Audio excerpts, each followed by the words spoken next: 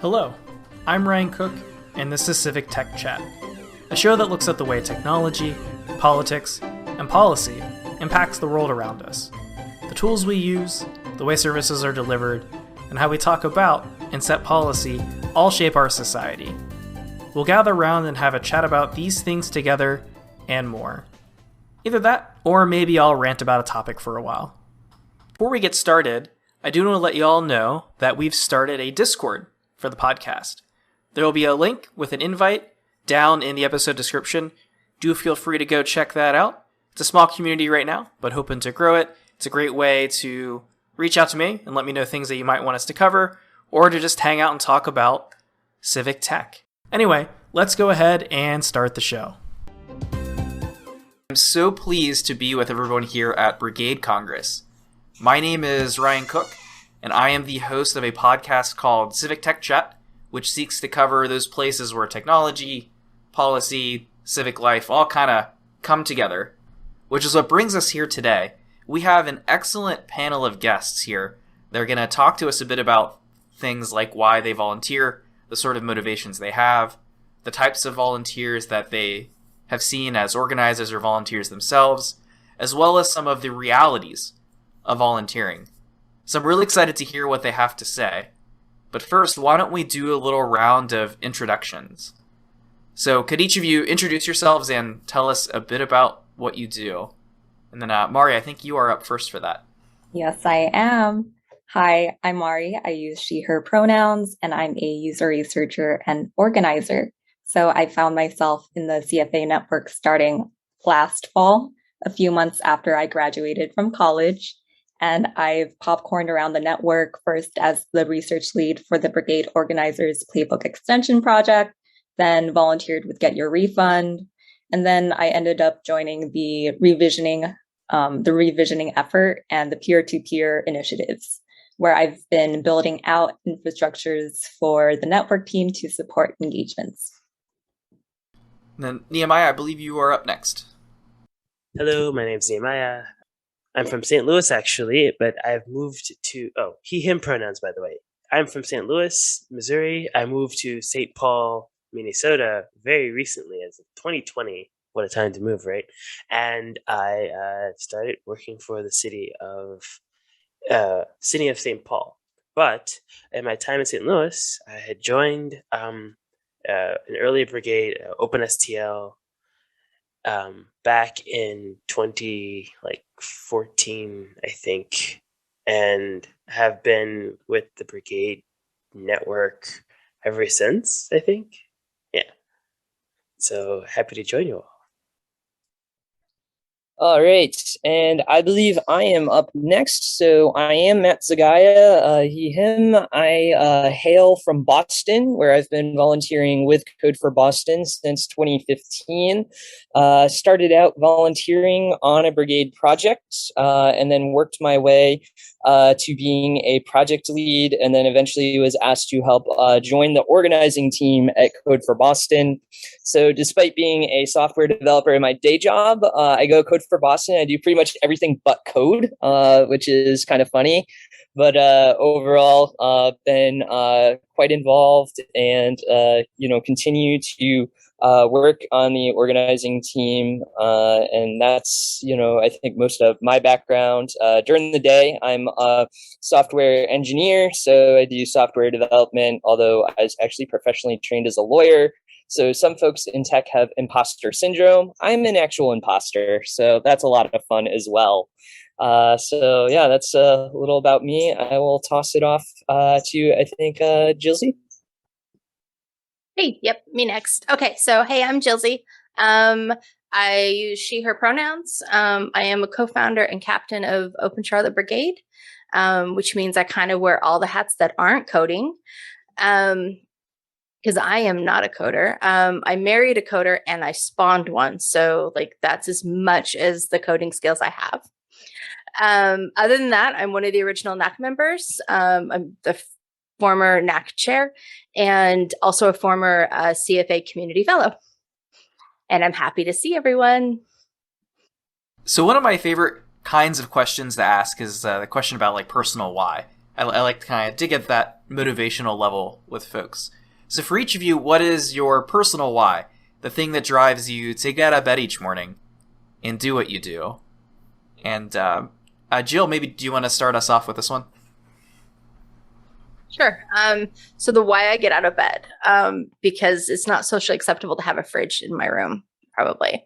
Outside of that, as far as like why I do this kind of stuff, it seems like government touches so much of our lives that even like, I don't know, we don't think about, and it has such great potential, and it's just not reaching it. So it seems like a good place to advocate for equality and equity, especially. So yeah, that's pretty much why. And Nehemiah, do you want to go next? Sure. I've suffered at the hands of this world, being starting out as a nerd, and then it's just everything else.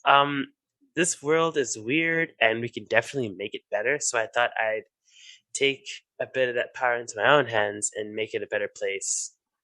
And I started out in brigades, and then now I'm sort of making government more functional. It seems that it is one of the more powerful forces in our lives, making it, equitable and less painful.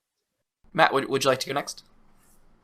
Yeah, so, I've been involved and been volunteering on all sorts of different things since I was in high school. I was involved in politics, and I got involved in politics in my community because I think it's really important to just give back and leave the world a little bit better than it was, before you're there. And so looking for different ways to give back, the strong thing about the Brigade program is very much an opportunity to give back in a way that utilizes my skills and lets me do something that I enjoy. And so to sort of find this intersection where I'm doing something useful and valuable, but also being able to do it in a way where I am able to utilize my skills and have a lot of fun and also make a lot of friends along the way. That's really what excites me and keeps me involved in the Brigade program. And Mari, how about you? Well, so for me, I'm kind of passionate about making sure that people feel supported in a space. I grew up having to navigate the college process by myself, so I struggled a lot there. So I found myself taking up organizing efforts for different types of tech clubs at school, with community and campus organizing. And I found that I really enjoyed helping operate and grow these spaces because trying to navigate and explore interests alone is scary and it's not fun at all.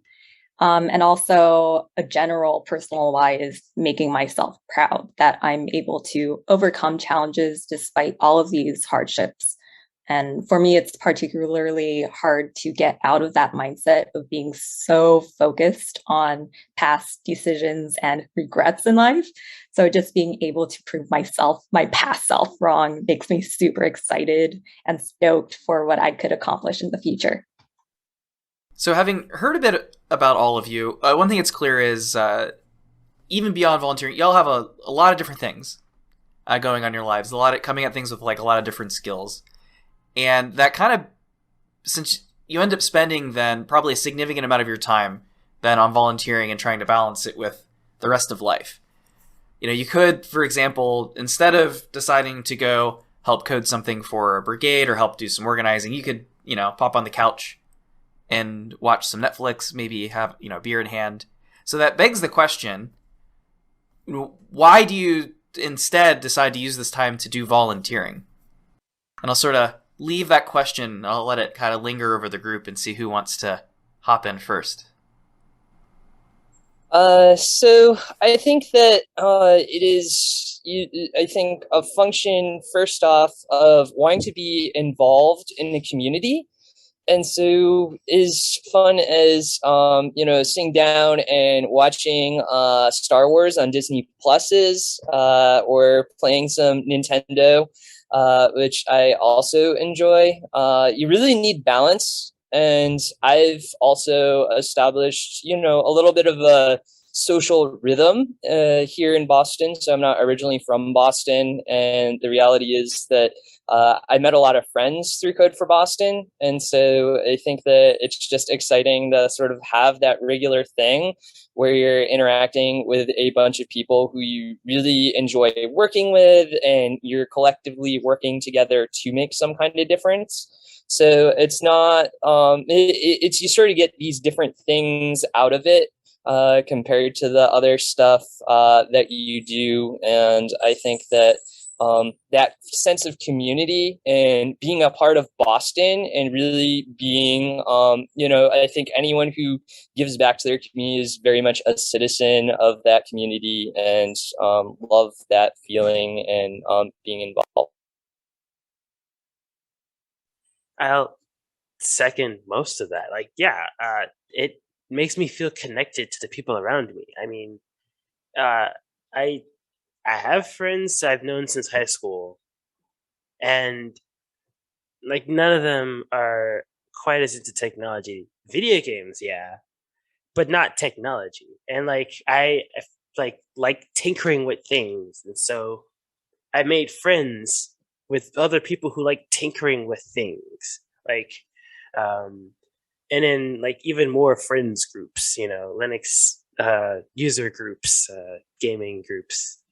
And so I've joined communities, and this is just one of them, and it's a lot of fun being a part of it. And I'll third all of that.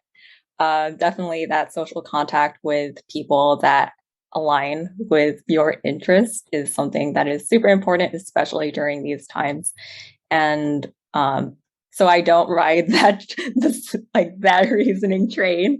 My reason to start volunteering was actually to explore how I can blend my interests and truthfully recover.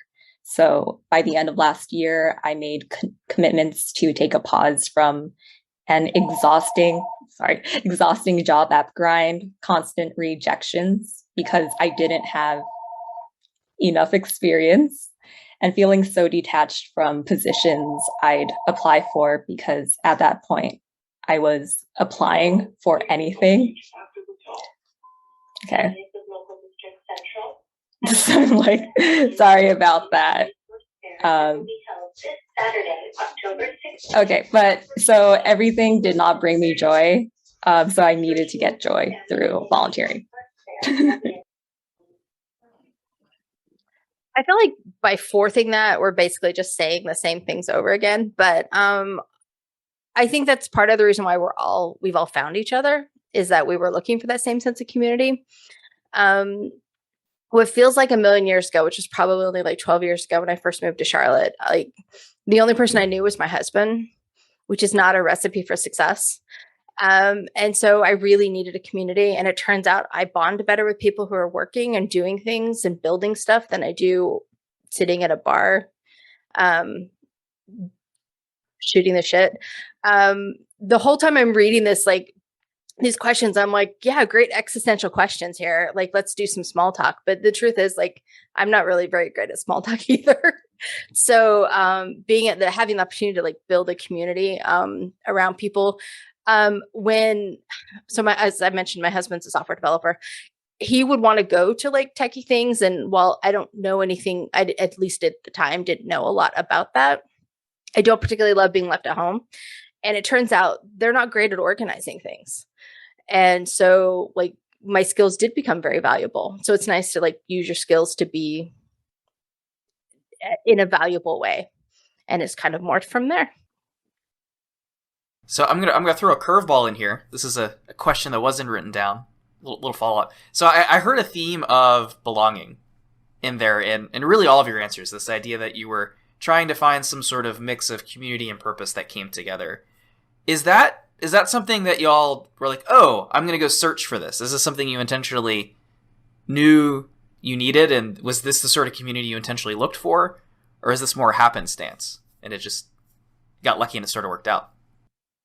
What I was searching for was a way to become a better developer. And the idea was I joined hackathons and game jams because I wanted to be a game developer in general. And then, like, more specifically, I learned, about myself through in college. I learned about myself that I have trouble finishing things. And so I thought, okay, the heated sort of the pressure sort of putting yourself through a hackathon, because I think it was from the intercollegiate programming contest, like that whole 24 hours period of just being locked in a room, in that case with no internet and just the three of you. But like in the case of a hackathon, just like you have to finish this, and just you're gonna get to know people, and you're going to you've got a deadline, cut out all the stops, let's go. And then that feeling was like better than homework. It was like being on a test, and I liked it. And I thought, I'm going to seek that out. And then I found the rest. I'd say for me, I was looking for a community, but did I specifically at the beginning know that a bunch of tech government nerds was my community or my people? No, not really. Like, that was as surprising to me as it probably was to you all when I stuck around. So, yeah. Oh, sorry, my unmute was giving me an issue, but I just share that I'd been interested in the idea since my college days of majoring in society, tech, and policy. This idea of the intersection of government and technology, and I was looking for other people that did this. And when I graduated college in 2009, like civic tech was not a thing. Like I was early. I was so early. There were like not any sort of what you consider like jobs in the space, or not many, and folks didn't, give a voice and community to it. And as I was, sort of academically focusing on it, that is when this all came to fruition. And so I think when I saw I think it was Jen Palka's TED Talk about the whole Code for America movement idea, I'm like, oh my God, these are my people, and I have to find them wherever they may be. And so I did find some folks in Connecticut when I was there first that were doing civic hack nights at C-Click-Fix. And then I knew when I was coming to Boston that I wanted to find it as well. And boy, the folks in Boston were doing some amazing things. So I was glad that they were willing to accept me as sort of a new person as I came in. Yeah, and as for me, I was definitely looking for a community, like a space for me to just exist in. But like it felt like that search was like with a blindfold on, because I really didn't know like what I was trying to find. I have interest in UX, but I'm also interested in a lot of ethical tech. I studied ethics, public policy, science, and technology, just a mishmash of stuff.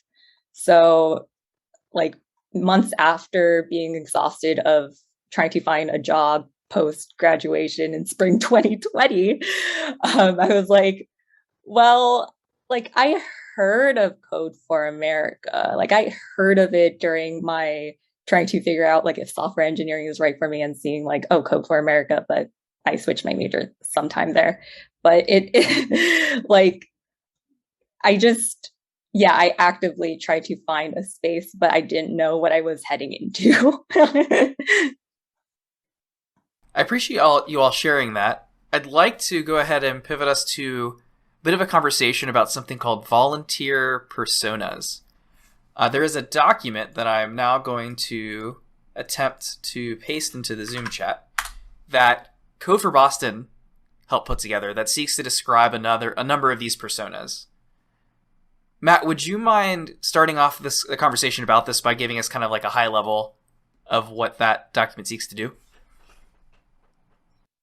Absolutely. So the volunteer personas document came out of a conversation that we were having on two fronts. I think it was trying to better understand our community and create a framework around it, and also to better structure our content on the Code for Boston website to serve those folks. So it was very much, I mean, the website is married to the activities that we do as an organization, but we can't do the right things unless we understand why folks are coming to Code for Boston. And we also need to understand how we can, meet their needs, but also help sort of steer them in a way that they can productively give back into the organization. And, we can all be respectful of each other's time. So we started digging into, I think, from a lot of what we knew, and we started to figure out, okay, these are the type of people that are involved in the organization. And so we want to give a sort of voice and idea to that. And it's not just volunteers you're thinking about, although they make up a large component of the folks we think about. We also think about partners and donors, and I can talk about those and folks and how they're involved later. So it's like this wider community, central community, and we can talk about that, as we continue along. Something I gather from the document is that there is a lot of different types of folks that come into this tent to volunteer with a fair number of different motivations, different levels of experience, different motivations and reasons for being there. I imagine folks on this panel have a lot of experience kind of either as volunteers themselves or as organizers then interacting with these folks. How do these different motivations, places folks come from, interact with how you seek to organize or collaborate as a volunteer?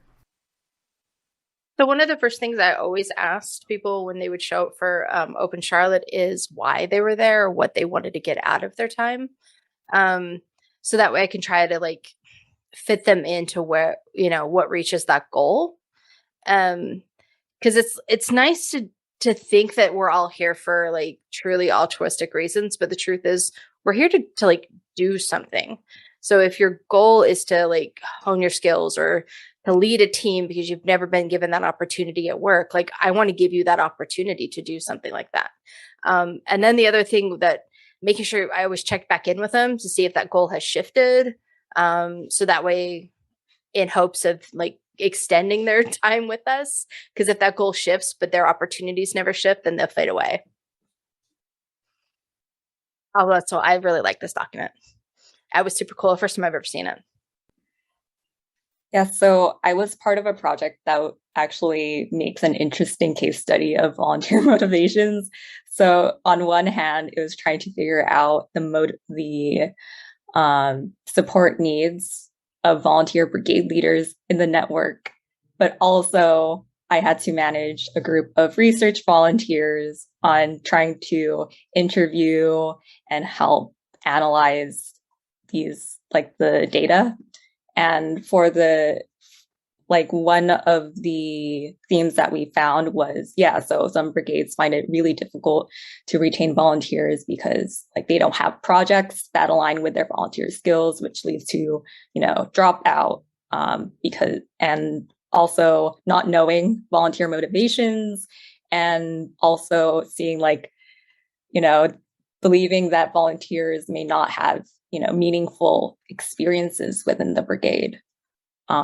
So that's on the side of the brigade leads for the project, but I also had to manage the volunteers who did help with the research. And honestly, for that, it was super difficult trying to have people help with the project because the motivations really didn't their motivations really didn't align. They didn't really understand what the brigade network is. You're thrown in these interviews to interview brigade leads, and they're like, what is the knack? After the interview, it's what is the knack? What are they talking about? What's the network team? I'm okay, I truly understand. So there were times where I would try to I understand that the project may not be meaningful to them. So at times I would support after hours being let me look at your resume, let me look at your portfolio and help through there. Yeah. I also want to, I think, talk about this idea that we've sort of pivoted as we were thinking about our projects and how we run the organization, and how we sort of changed and shifted from Code for Boston being like this sort of, oh, this is just happening and it's all sort of entropy and random, and whoever shows up from Meetup is just showing up and whatever happens kind of happens, to building an intentional community and figuring out who we need in this community and what we are missing, because every single project needs different kinds of folks in it. And so if you have, only folks that just graduated coding boot camp, they don't have the mentorship that they need to be able to, get something good out of this community. And then if you only have experienced folks, then maybe you're not getting some of that fresher perspective. And also, you can't have only software developers. We've been thinking about these projects as holistic projects. And even though ultimately our output is a software product, it is more than code. And the coders don't always want to do the non-code things.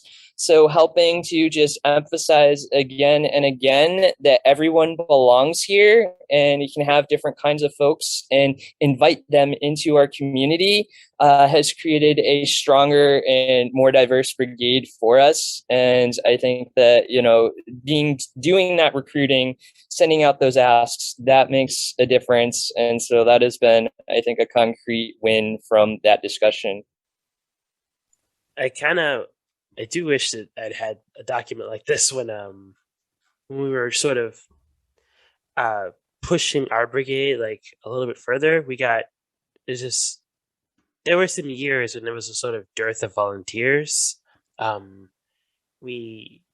was a time of a bit of turnover.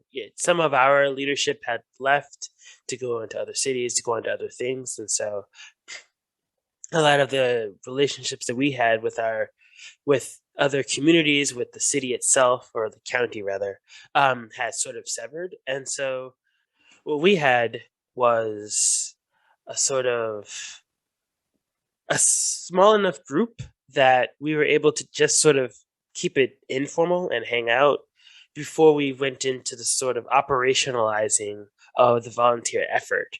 So and this is morally out of necessity. Thankfully, we still had there was still work to do, and it was still very evident that what projects were best suited for what people we did have, right?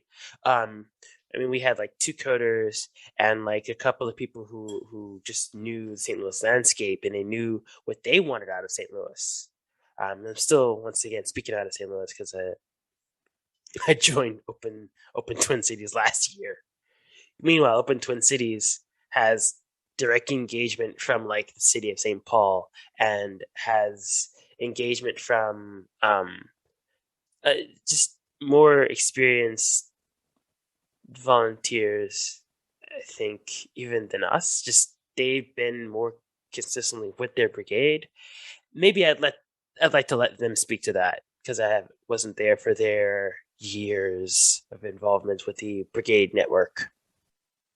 Related to this topic, I saw a really interesting question come in through the handy webinar Q&A feature. And that's someone is wondering, I say someone because it says anonymous attendee. Someone is wondering if any of y'all have found that there were volunteer motivations that were incompatible with the work the brigade was trying to do. And I guess if so, what was your experience with that like? I definitely had that situation. So this was in between that we were sort of deciding, a lot of brigades, we were talking to other brigades about how they proceed with the sort of nebulous relationship with brigade, with Code for America Central. A lot of brigades were becoming 501c3s and all that stuff, and we, this one brigade member had halfway convinced us to turn into a 501c4, I think was the one. And like, I didn't want the brigade to turn into a for-profit venture, but I thought that we were too small and inexperienced to just sort of strike it out on our own with no one really knowing what we're doing. And little did I know someone was out there burning bridges. It was disaster. That would have been a disaster. And so luckily I did have like other volunteers that more shared, that more agree with my vision for the brigade than his. And so we didn't go that way. And I'm grateful. Let's just say I'm grateful for the other volunteer. And you know who this is actually, but he had a better nose for sort of a BS detector is what I'll call it, right? And he had less patience for that, and I thoroughly appreciate that about him. So, I was gonna let if anyone else wanted to go before me. Otherwise, I'm happy to share my thoughts. Going once, going twice. Okay. So on I think our end, I talked a little bit earlier about intentional community building. And a big part of our intentional community building is we have an orientation at every single brigade meetup. And so every Tuesday, we are helping set the stage for the volunteers about who we are, what we do, and how we do it. And they are getting funneled into a project to volunteer.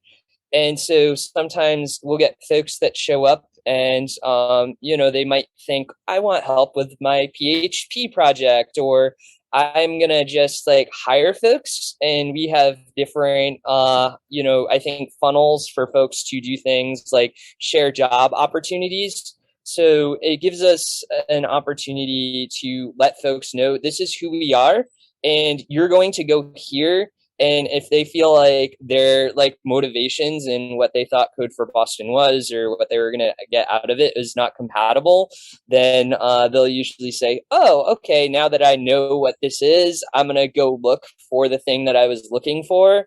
And so that, I think gives us an opportunity to just not waste each other's time, because it's not only like, oh, we don't want to have our time wasted, but if their needs aren't going to be met through a Code for Boston experience, then they're usually pretty happy to head out as well.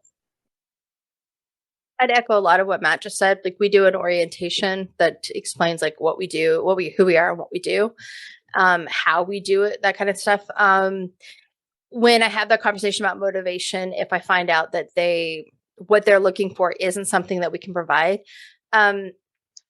at least a cursory knowledge of other, like, especially tech meetups in town has been really helpful in the past, because I can tell them, look, this isn't like, we can't help you with this project or company that you're like wanting to build, but have you looked at these places, and try to direct them to places that are actually going to be helpful for them, which means that they're not pulling on our time, or they're not wasting their time. They're getting exactly what they need. And that's always been helpful for the most part. So as a bit of a follow-on to this, so we've talked about the idea of that conflict coming up, where motivations maybe don't fit with like brigade vision, or things folks are trying to have happen in that community. But Ben actually submitted a question here in the Q&A that is interesting, and that's the idea that there's that tension of like, oh, I don't want to promote this motivation that isn't compatible, but also we're trying to create an environment where everybody belongs. It's a big tent that anybody is welcome to join us in.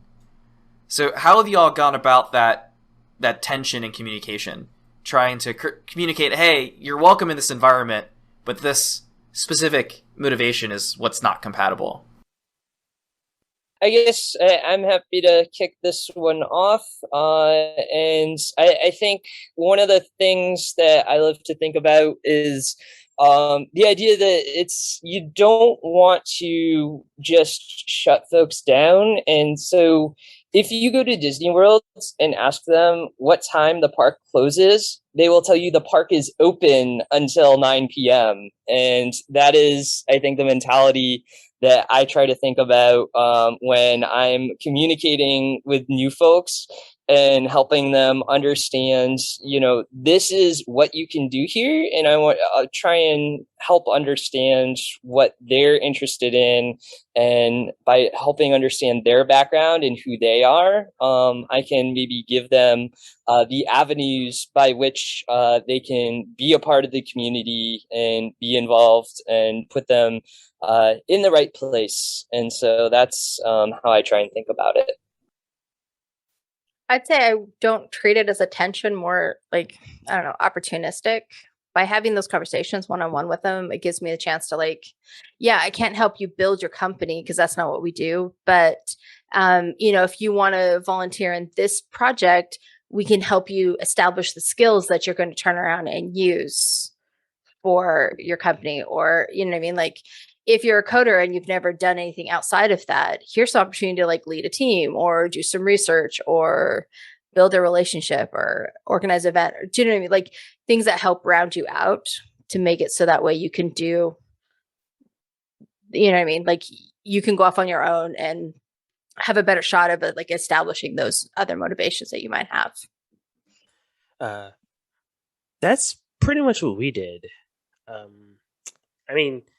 Like I said, we stayed small for a while, but once we got a good project that everyone got behind, it aligns with a lot of our skills, and then I wouldn't say people bounced off, but like people sort of were less interested in bringing their own thing, and they just wanted to join with the one or two main projects that we had, and that kept us kind of focused and gave everybody something to be interested in.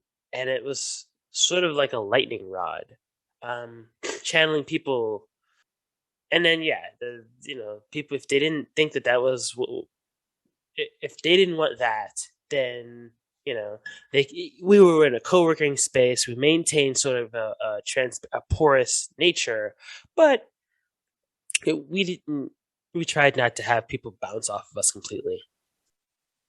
Yeah, so especially in kind of the groups that I've organized, like all of what Jill, Nehemiah, and Matt said are pretty key, and especially the whole thing about setting expectations, what we can offer and provide, what you can offer and provide, and also setting that space that you are free to make your own decision if you need to leave. Like, you're not bound to the space, and that's kind of what is optimal for a lot of people.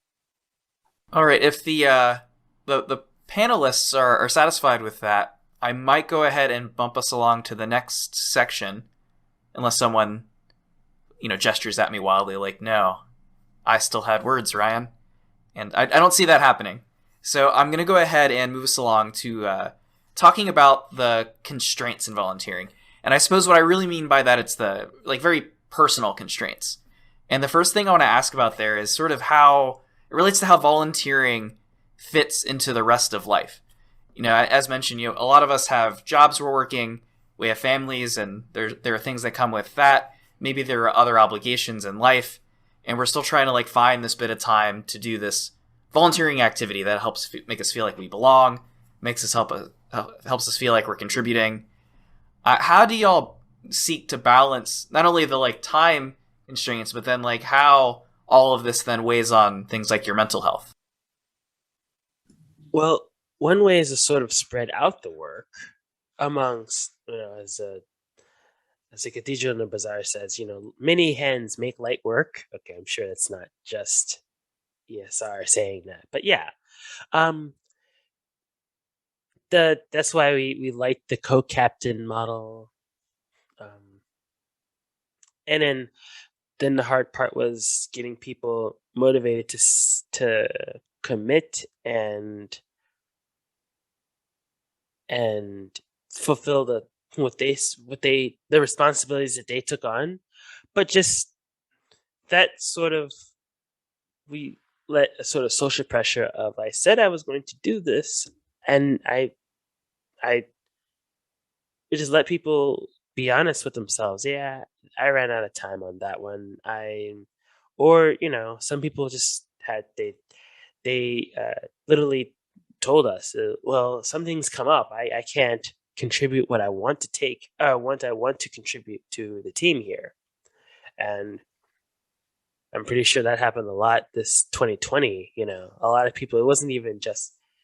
It was a lot, and so a lot of people felt that. But so I feel like this is a part that I probably struggle with a lot, just because I'm not great with boundaries. I'm also kind of a control freak. So, giving delegating has always been a struggle. But I would say, as far as like with volunteers, seems to be much better at that than I am with my own personal health. A big thing is creating a community of communication and an environment of communication. So, and what I mean by that is like, it needs to be blameless. Like, you need to be able to raise your hand and say, you know what, like, life came up. I can't do the thing I committed to do, without there being shame in there, without there being somebody feeling guilty because they didn't have the opportunity to do something because they said they would do it and now they just can't. Because when people think that they can't raise their hand or that there's going to be shame, they just ghost and they'll just disappear. And then you don't know what happened instead, and they never come back. And so like it needs to be a place, a safe space includes a safe space of being able to say, I can't live up to the responsibility that I once thought I could. And so I think that's a huge mental health thing. When I needed to bow out for my own mental health, my team, there was no blame. It was like, let us know what you need. And then I disappeared for a year. Hi again. And so, I think that's really important to be able to raise your hand and say, I just can't. Okay, I'll go next. So what Jill said like really resonated with me and my situation. So I'm going to like answer this question in a slightly different direction, where a big part of why I started to volunteer was to maintain my mental health.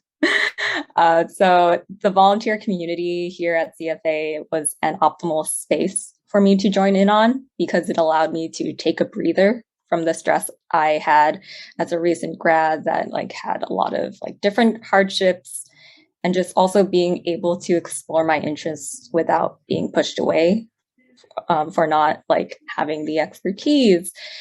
And like this optimal space like allowed me to like, continue to thrive in this space. I've like, it's difficult to, to feel, a lot of shame for, leaving a project. But this space has allowed me to be like, vulnerable and speak with the peers that I've met saying, hey, like, I'm not doing well this week. So like, by the way, like, this is what's going to happen, and setting those expectations. And it creates a really positive environment for me. Yeah, and then I think that it's really, I just love the points. I just need to really, I think, just want to continue to lift up what Jill said, because it was such a great explanation of what we all deal with, especially those of us on organizing teams, and the importance of being able to bring sort of your whole self, at least to your peers, within what your role is on the brigade. Because if you can be honest about it and say, hey, I'm like dealing with some tough family stuff or some tough job stuff, and my bandwidth is just not there for the next couple of weeks, it makes it easier for other folks to step in, and then folks reciprocate that. So it's like I got married and I was out for a month. I was on my honeymoon, and everyone else on the leadership team sort of jumped in, and they were able to do everything perfectly fine. And so, I had the confidence in them to be able to do that, and they did fantastic, which I knew they would. I never worried about it for a second while I was gone. So I think that makes a big difference. And then the other thing is just very much just in your own personal life, a little time boxing and focus. And so I know that Tuesday night is my Code for Boston night. And then we have our leadership meeting once a month, and I commit to that. And that's the most that I'm going to commit to. Everything on top of that is bonus. And so when people make asks, sometimes those asks, the answer is no. It's not because I don't want to implement their great idea. The answer is I just literally do not have time on top of that. And I'm sorry, okay, this is a great idea if you want to do it, or if you can recruit other people to help with that. So that's, I think, my little more practical side of that. One of the tricks to this is sort of being upfront about that. Like what Josie said, a lot of that has to, in order to pull that off, you gotta communicate that as either doing that by leading by example. So, I've missed some of my deadlines, and we talk about, if you show up late to a meeting, we bring donuts. We thought about these kinds of things, but I'm not sure if we ever thought that. We're not sure which one we came down. I'm not sure which one we came down on as far as disappointing, but we definitely had to give people space, and we give ourselves space. And so, most of us had jobs, I had lost my job, and I'd spent more time on the Brigade than my own job for a while. And that was, I was transparent about that. So a little bit of leadership transparency goes a long way. And so then it doesn't feel like there's a cabal of people that are holding you accountable and also lead everything and are opaque. That transparency also goes into setting expectations. I think that's kind of what helped us. I'm not sure. Oh, and I gotta credit one of the other Brigade members for this. One of them, you would start every meeting. That was a great idea. We would start every meeting with a sort of presentation, a slideshow about who we are, and that was part of the sort of level setting, if you will. And I really liked that. I am not taking credit for all of the ideas. I really liked my team, man. They were just great ideas all around. In the interest of leaning into this kind of safe space of vulnerability we've created in the conversation, I want to ask y'all a bit about imposter syndrome, which I think is a thing that when I said that word, the heart rate of everybody in the attendee list went up a little bit, because I think it's a common struggle. I know even myself here, having the chance to talk in front of y'all and ask questions of this illustrious panel, I in this role feel imposter syndrome a lot. Why do people give me, this guy who just bought a USB mic, the time of day to ask them questions? But I would love to hear about y'all's experiences with that. What kind of feelings that experience brought up and how you've responded to it. I don't actually know anybody who doesn't have some form of imposter syndrome, so I'm not sure if it's imposter syndrome or just our natural instinct to not think that we're good enough to do stuff. But I think it either makes you want to work harder or it shuts you down.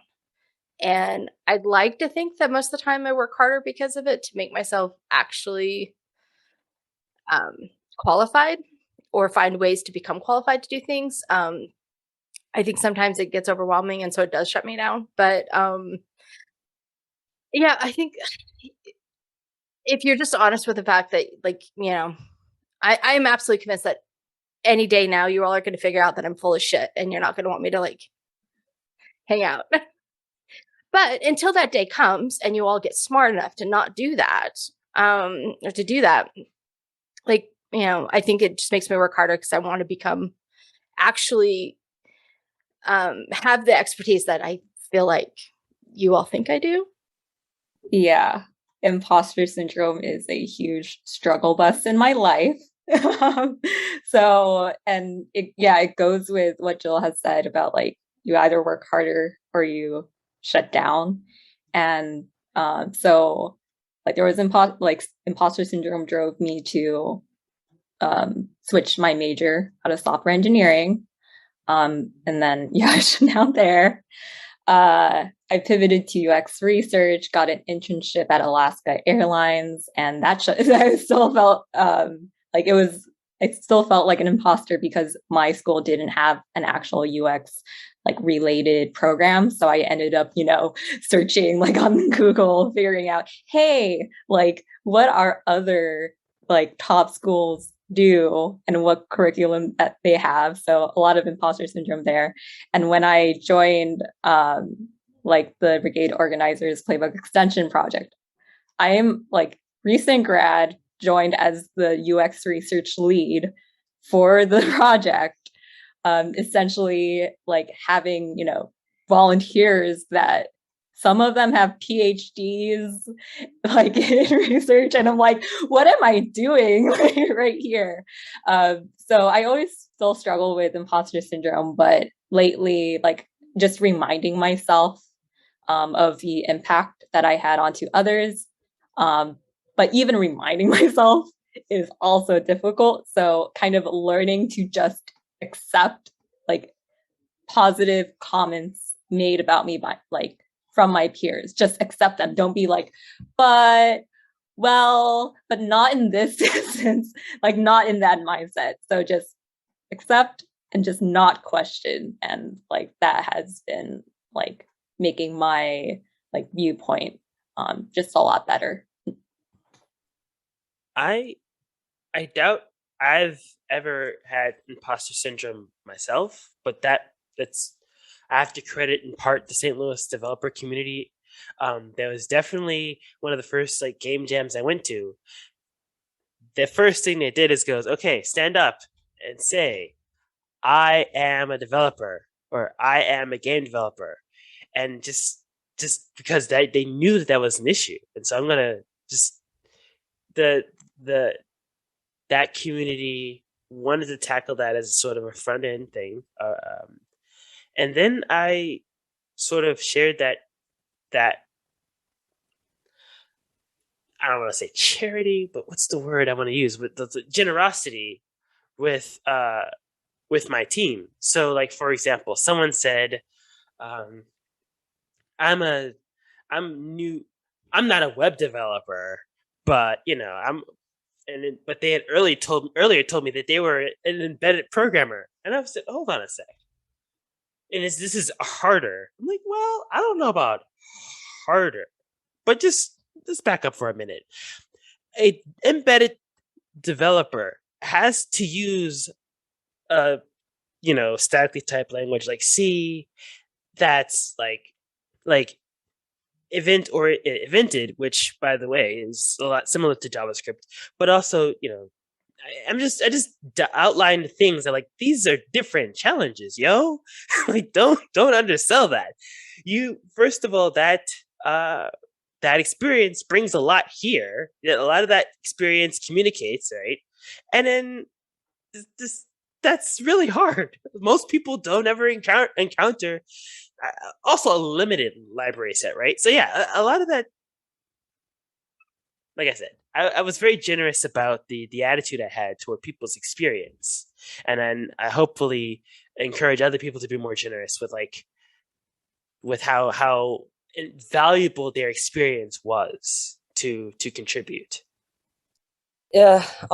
So this whole imposter syndrome thing is a bit. I have a different perspective on it because, as I mentioned, I wasn't professionally trained in any of this.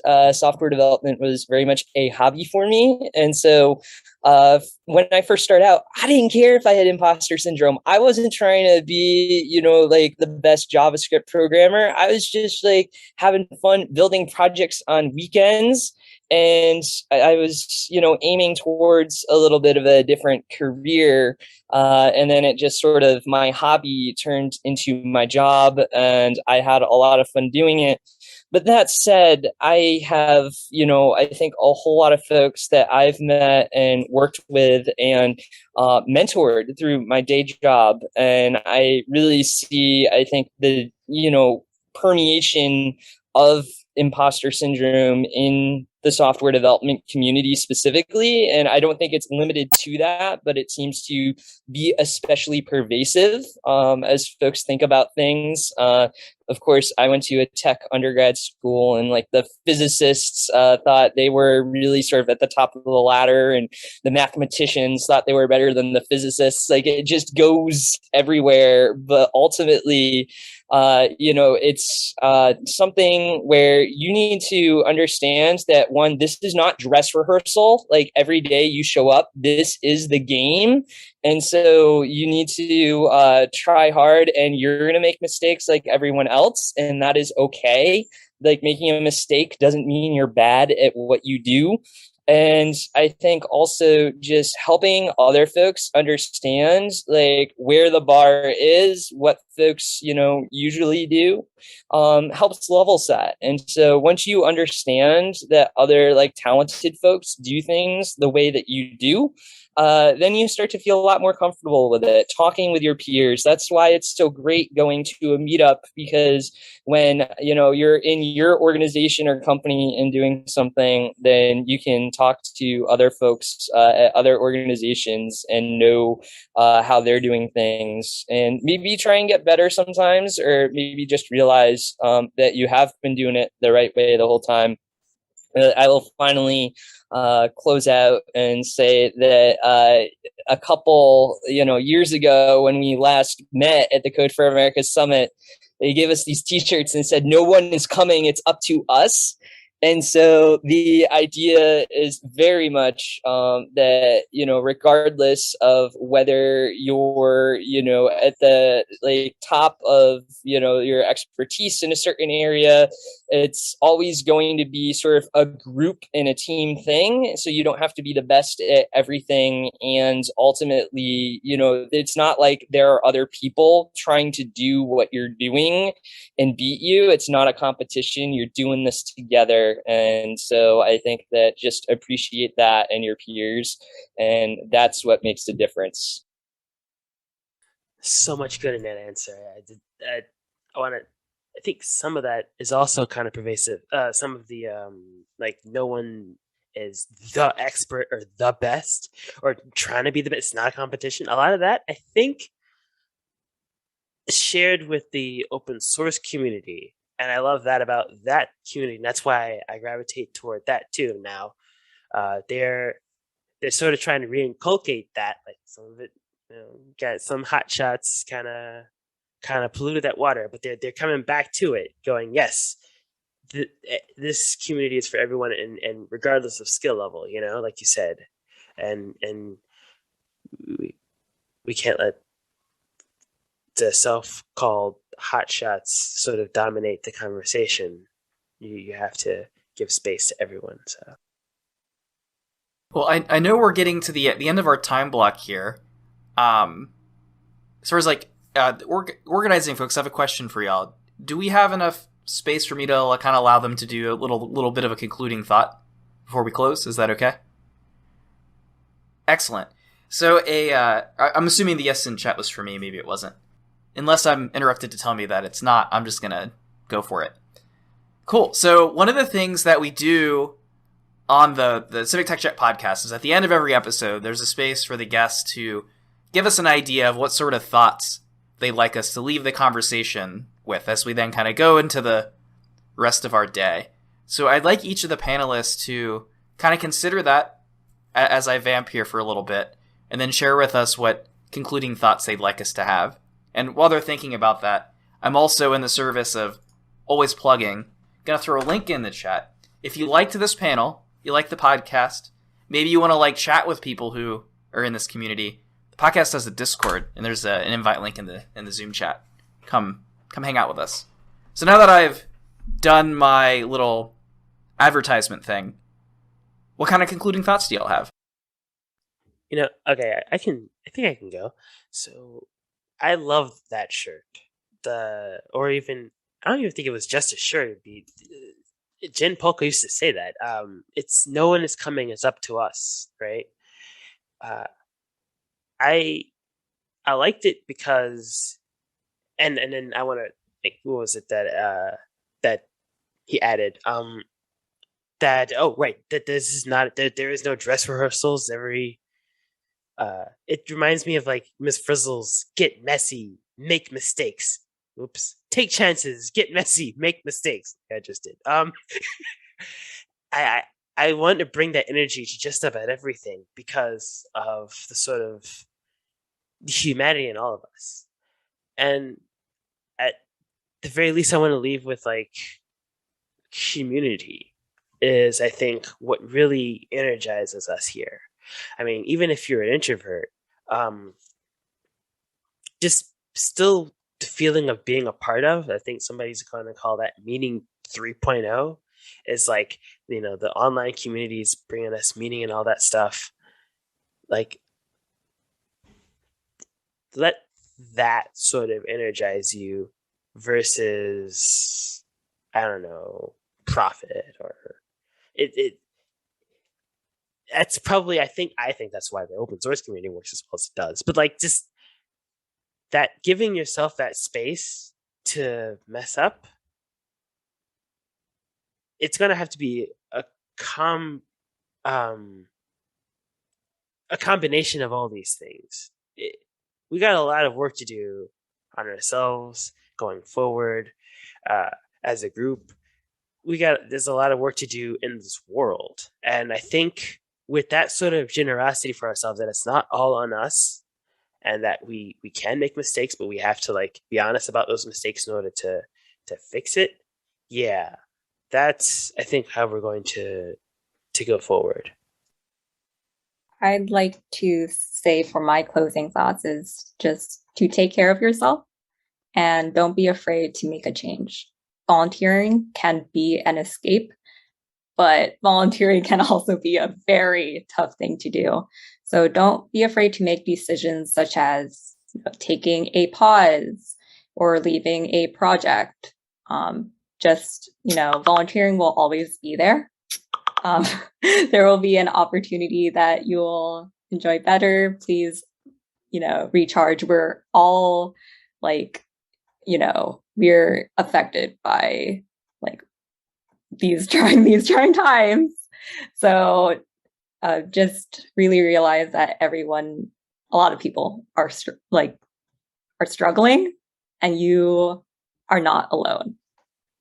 So I think that we covered so much, and I love all the perspective that all the other panelists shared, and hopefully, it gives some good flavor and context to the document. But ultimately, I think, as Mary had suggested, like, put on your own oxygen mask first. This needs to be fun. This is supposed to be fun. It's supposed to do something good for you. And so it needs to fit into your life in whatever way makes sense. And those ways are going to change at different stages of your life. And so sometimes you're going to be able to sort of lean in a bit more. Sometimes you're going to have to pull back as other things happen in your life. And you need to build a community where everyone can do that, because folks are going to want to participate if they feel that flexibility. And if they feel like they're like forced to be there, that like no one else is going to step in, that there's going to be no one to catch them, then they're going to feel stuck. It's not going to be fun. You're not going to get much done. And, you're not going to have the community and success that you want. So think about the people. They're the most important thing in this whole operation, and make sure you're taking care of yourself. And I think as long as you do that, your brigade will continue to grow and do amazing things. I think I probably already given you all of my wisdom already, but it's a very shallow pool. So I keep thinking about this, like that phrase, "No one is coming, it's up to us." And I think on some level I agree, because you can't expect somebody else to fix everything, but at the same time, there isn't just one of us, right? Like, we're not in this alone. So someone is coming, and we need to be coming for each other. Because it doesn't feel like it's truly no one is coming. So just remember, like, everything should be fun. And if anything, it's not fun, ditch it.